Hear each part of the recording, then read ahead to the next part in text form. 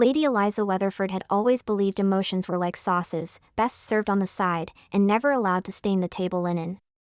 This ethos had been maintained throughout a long and highly successful career that was celebrated with business awards, international attention, and way too many friends for any one human.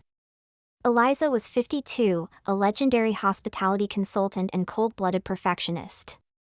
She had money, a beautiful home, rather too many nieces and nephews whose names she had memorized, and doting parents who had remained in great health despite advancing age. Eliza boarded another private jet in Nice after salvaging a failing 3-star restaurant in Monaco. Wearing an immaculate cream trouser suit, Prada sunglasses, and the smirk of someone who has fired a Michelin chef before breakfast, this was another ordinary day in the life of a happy millionairess. Then came Sebastian Knox, 29, tousled, charming, rumpled, and that rich boy on his third startup way. He is the co-owner's son, sent to observe excellence under Eliza's no-nonsense regime. Eliza had agreed to Sebastian shadowing her, under duress it had to be said.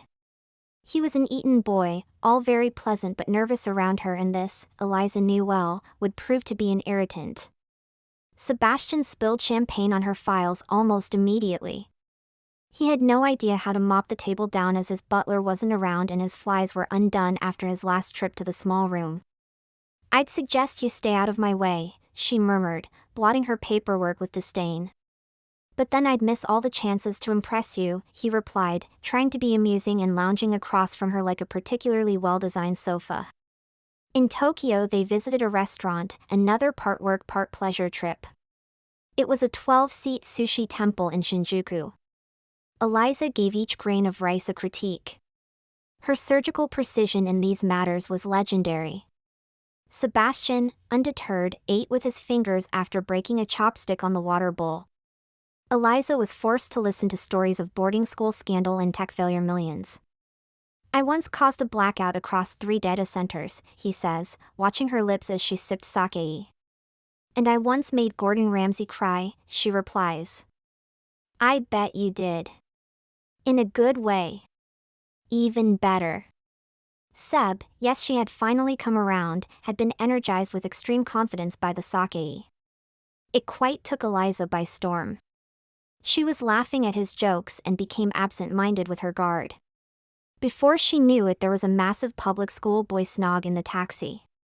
He never made it to his room. In the morning, Seb brought the breakfast tray to the bed. He was wearing her silk robe and it had fallen open. He looked luscious and brought new meaning to the words, full English. On the flight to Sao Paulo, Sebastian was explaining Merlot terroir in the most unconvincing way imaginable.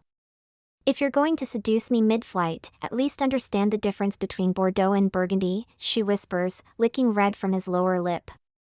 "Teach me everything," he grinned.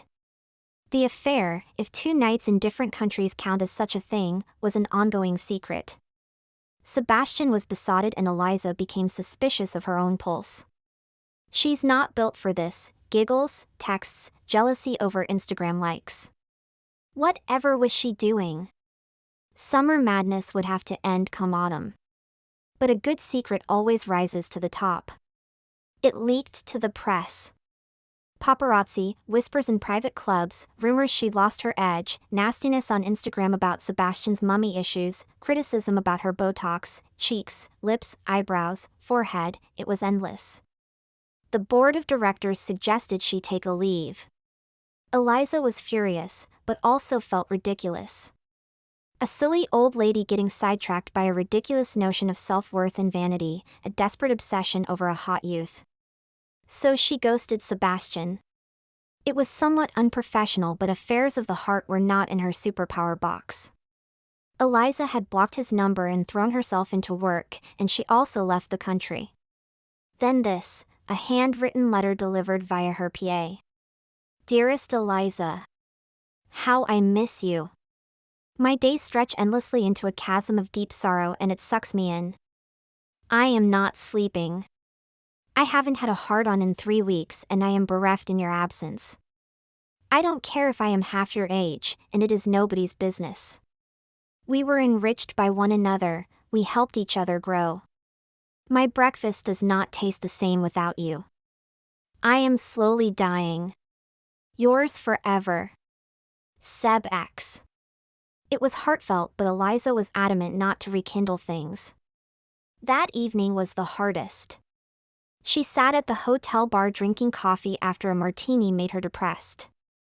There was a stack of new properties to peruse for her investment portfolio.